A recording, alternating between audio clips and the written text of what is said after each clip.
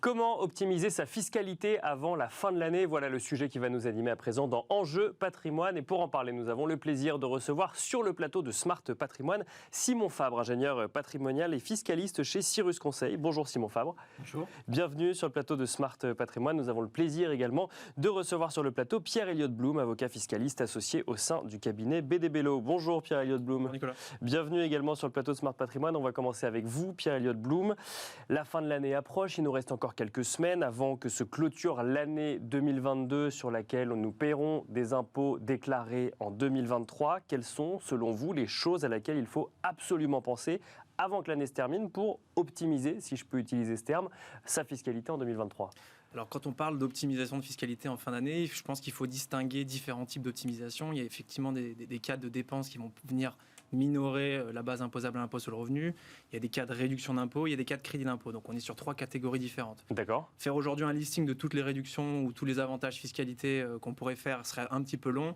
Mais les grandes opérations qu'on peut faire sont notamment en matière de réduction de la base imposable à l'impôt sur le revenu, ce qu'on appelle du déficit foncier. D'accord. Ouais. Lorsqu'on a des revenus fonciers, donc revenus fonciers, c'est des locations nues, on peut, dans le cas particulier où on a des dépenses qui sont supérieures au montant des recettes, imputer ces dépenses et donc ce déficit foncier sur le revenu global, ce qui va venir minorer le revenu imposable du foyer. Donc ça, c'est quand on a la possibilité de faire du déficit foncier, bien penser à j'ai envie de dire, à garder les preuves, ou en tout cas à pouvoir le déclarer, c'est ça ? Complètement. Ou à créer des nouvelles dépenses, ou en tout cas à avoir de nouvelles dépenses en 2022 plutôt qu'en 2023. Alors, évidemment, tout s'adapte au cas particulier des clients et aux situations particulières, mais quand on a notamment un bien qui nécessite de la rénovation, ou on a des dépenses qui sont engagées dans le cadre d'une amélioration ou amélioration énergétique, effectivement, c'est des dépenses qui sont déductibles à la fois du revenu foncier, mais quand on a davantage de dépenses que de recettes, on peut le déduire du revenu global, sur une certaine limite. Et on a vu notamment dans la loi de finances rectificative pour 2022 qu'on a augmentation x2 du plafond qui est de 10 700 euros, qu'on augmente du coup à 21 400, dans le cas où on a des dépenses qui sont engagées dans le cadre d'une rénovation ou d'une amélioration énergétique du bien immobilier. Donc le message, Simon Fabre, on va continuer avec vous, c'est si vous avez des travaux à engager qui vous donnent droit à du déficit foncier, n'attendez pas, faites-les en 2022, vous verrez ensuite pour la suite en 2023. C'est effectivement le premier message qu'on peut retenir du propos qui vient d'être présenté sur la partie immobilière. Mais cette logique de raisonner sur l'utilisation de dépenses qui vont avoir un intérêt pour économiser en fait sur la note fiscale finale peut aussi se répercuter, se dupliquer sur d'autres systèmes. On pense notamment aux personnes qui auraient réalisé des plus-values de cession de valeur mobilière au cours de l'année. Évidemment, elles vont être imposées.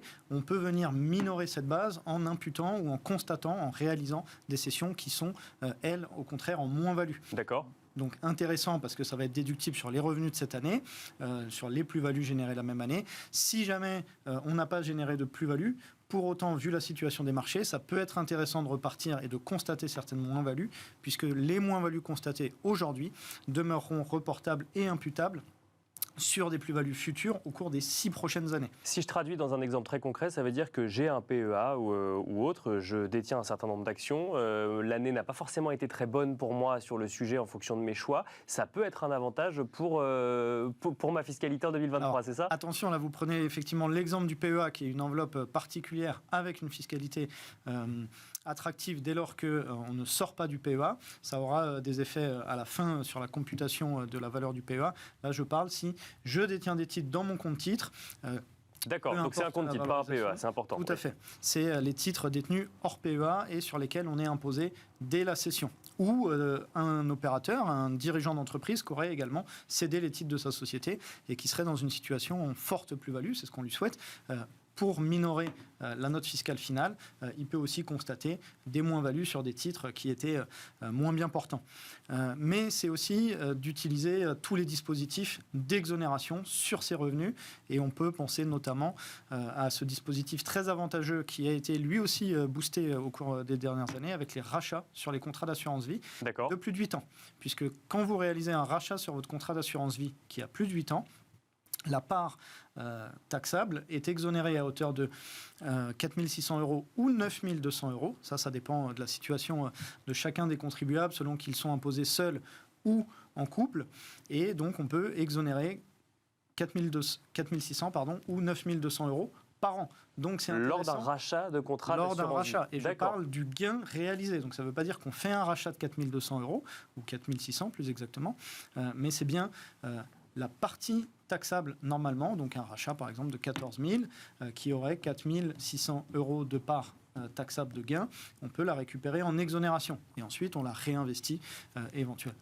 Alors, il y a ce sujet exonération, effectivement, on va continuer avec vous, Pierre-Elliott Blum. Si je comprends bien, en fait, c'est qu'il faut considérer également son patrimoine comme une société avec des rentrées et des sorties d'argent, avec des plus-values ou des moins-values, et avoir en tête globalement ce qui devra être ensuite déclaré à l'administration fiscale pour éviter, par exemple, de se retrouver dans une situation qu'on aurait mal anticipée. Si on va sur les exonérations, alors on va... Enfin, je vous pose la question d'ailleurs de manière brute. Est-ce qu'il faut se ruer sur des produits défiscalisants en fin d'année pour réduire sa fiscalité en 2023 ?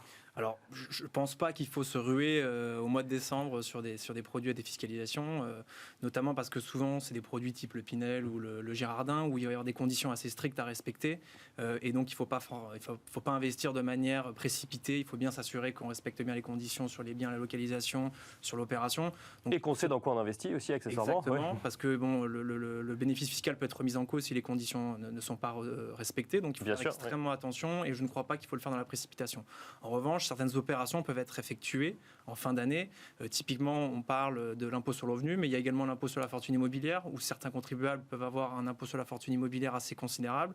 Et aujourd'hui, vendre un bien avant le 1er janvier 2023 peut être opportun, notamment si on veut réduire son impôt sur la fortune immobilière, ou également procéder à des donations démembrées. Il y a tout plein d'opérations qui sont possibles dans le but de venir réduire le montant de l'impôt sur le revenu ou de l'impôt sur la fortune immobilière au cas particulier. Et également des donations qui peuvent être effectuées à des associations d'utilité publique ou venant en aide aux personnes en difficulté, qui viennent réduire également le montant soit de l'impôt sur le revenu, soit de l'impôt sur la fortune immobilière. Donc il y a plusieurs opérations qui peuvent être faites. Et dans ce cas-là, effectivement, ça viendrait avoir un impact positif sur l'impôt sur le revenu. C'est important, il y a deux messages là, effectivement. Il y a déjà regarder son patrimoine immobilier. Quand on parle de son patrimoine immobilier, on parle évidemment de sa résidence principale, si on en est propriétaire, de sa résidence secondaire, évidemment, également si on en est propriétaire, mais surtout de ce qu'on peut appeler la pierre papier. Ça aussi, ça rentre dans le patrimoine taxable à l'IFI, si jamais on est assujetti à l'IFI, pour le coup, Pierre-Elliott Blum. Complètement. Donc il faut faire extrêmement attention à son patrimoine immobilier, parce que effectivement, ça vient considérablement augmenter la facture à payer à la fin de l'année en termes d'imposition. Et certains contribuables veulent absolument réduire le montant de l'impôt sur le revenu, mais également de l'IFI. Et deuxième message, effectivement, lorsque l'on fait des donations à certaines associations, on peut bénéficier d'exonération fiscale. Et il est important de le rappeler, d'ici le 31 décembre. Simon Fabre, si on continue sur les exonérations, alors effectivement, on l'a dit, on ne va pas se ruer sur des produits défiscalisants. Pour autant, c'est un sujet d'actualité, le sujet des retraites. Il existe des produits dans lesquels, lorsque l'on fait des versements plus ou moins réguliers, on peut avoir accès à des réductions fiscales. Est-ce que c'est le moment de se souvenir potentiellement qu'on a un PER, qu'on a un contrat PER par exemple, un plan épargne retraite ? Alors effectivement, là, si on a un plan d'épargne retraite, c'est une stratégie normalement plus globale, puisque je vais rejoindre ce qui vient d'être dit. L'idée, c'est en principe d'être surtout bien accompagné et d'avoir cette vision globale telle que vous le développez. Sur le plan d'épargne retraite, effectivement, il faut comprendre le système de fonctionnement de l'impôt sur le revenu et des conséquences que ça a en matière d'impôt sur le revenu, puisque la logique est un peu différente en matière d'IFI. Sur l'impôt sur le revenu, on va avoir une reconnaissance, une taxation des revenus catégoriels qui vont composer le revenu net global imposable. Et c'est sur ce revenu net global imposable qu'on va venir réaliser une déduction du montant versé sur notre plan d'épargne retraite, ce qui vient au final nous réaliser une économie d'impôt. Pendant un moment donné, l'intérêt étant de récupérer ce capital et ses intérêts quand on sera évidemment à la retraite. Bien sûr. Et là, on sera fiscalisé. Et là, par contre, on sera fiscalisé. D'où l'opportunité et la nécessité, à mon sens, d'être bien accompagné par des conseils qui vont avoir cette vision globale pour, certes, prendre en compte l'intérêt fiscal à l'entrée, mais tout en ayant anticipé une anticipation de votre vision, de votre patrimoine et de votre fiscalité, même si parfois ça peut être un peu de la fiction, mais d'anticiper votre fiscalité à la sortie pour éviter les effets de ciseaux qui pourraient être désagréables à ce moment-là. Mais ça, typiquement, verser sur un PER, c'est très intéressant. Et si je reviens sur ce que je disais du rachat sur votre contrat d'assurance vie. Ça a été doublé jusqu'à la fin de cette année. Donc là, par contre, c'est un des éléments où il faudrait penser à vraiment le faire avant la fin de l'année. L'exonération que j'évoquais de 4 600 ou 9 200 euros est doublée si les rachats sont faits dans le but de reverser sur un plan d'épargne retraite. D'accord, donc là, ça fait le lien, effectivement.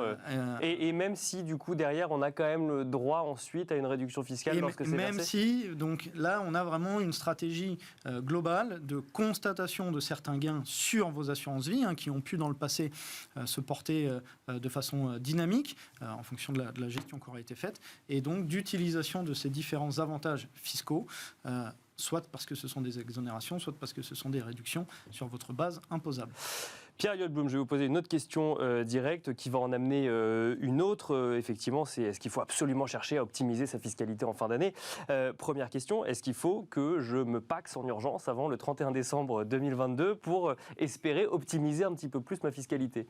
Alors, effectivement, le Pacs ou le mariage va avoir un impact sur la fiscalité, notamment sur le calcul, ce qu'on appelle du quotient familial, puisqu'on va rajouter une part.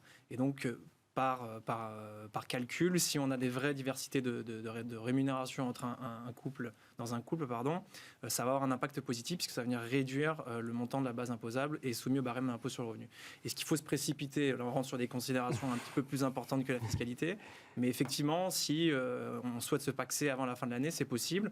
Ce qu'il faut savoir, c'est que l'année du Pacs ou du mariage, on peut en principe faire soit une imposition commune, soit une imposition séparée. D'accord. C'est uniquement au titre de l'année du mariage ou du Pacs. À partir des années suivantes, on est bien sur une imposition commune du foyer fiscal.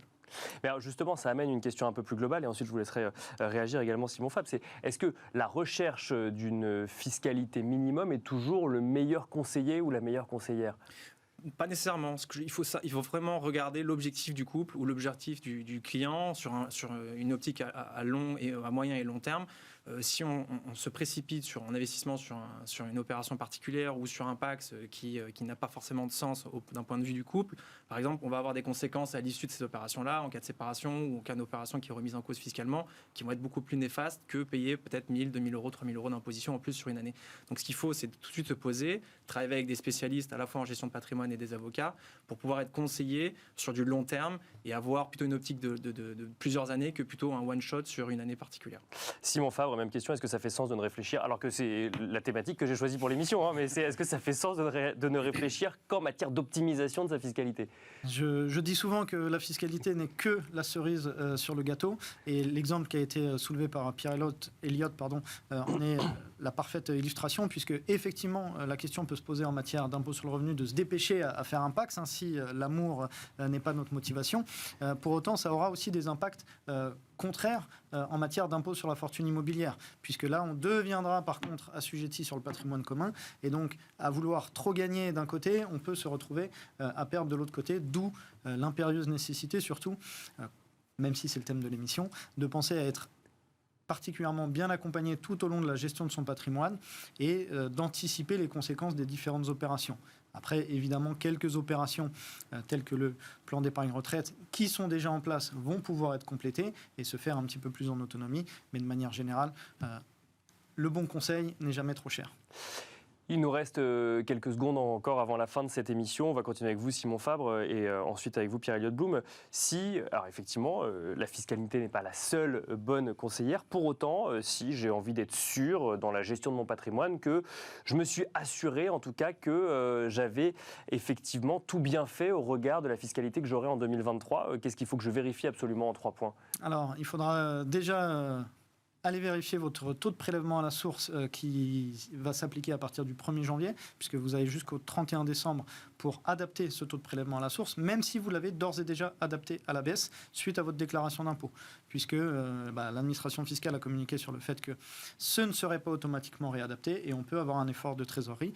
Il faut également confirmer ou s'assurer que toutes les réductions de crédit d'impôt qu'on avait déclarées en 2020 ont toujours été utilisés en 2022 et on pense notamment à tous les clients, tous les particuliers qui seraient arrivés à la fin d'un programme Pinel par exemple et qui n'auraient plus davantage fiscaux et donc de s'assurer de la bonne conformité de ces revenus, qu'on n'a pas eu une augmentation considérable au cours de l'année 2022 si vous avez eu de la chance. Je vous coupe pour le troisième point très rapidement, Pierre-Elliott Blum, un troisième point qu'il faudrait avoir en tête vis-à-vis de sa fiscalité. Ce qu'il faut avoir en tête, c'est surtout dans le cas où on ferait des donations à des associations, récupérer bien l'IFU, s'assurer qu'on a bien effectué le paiement et que tout est en ordre d'un point de vue déclaratif pour pas qu'il y ait de mauvaises surprises au moment de la déclaration.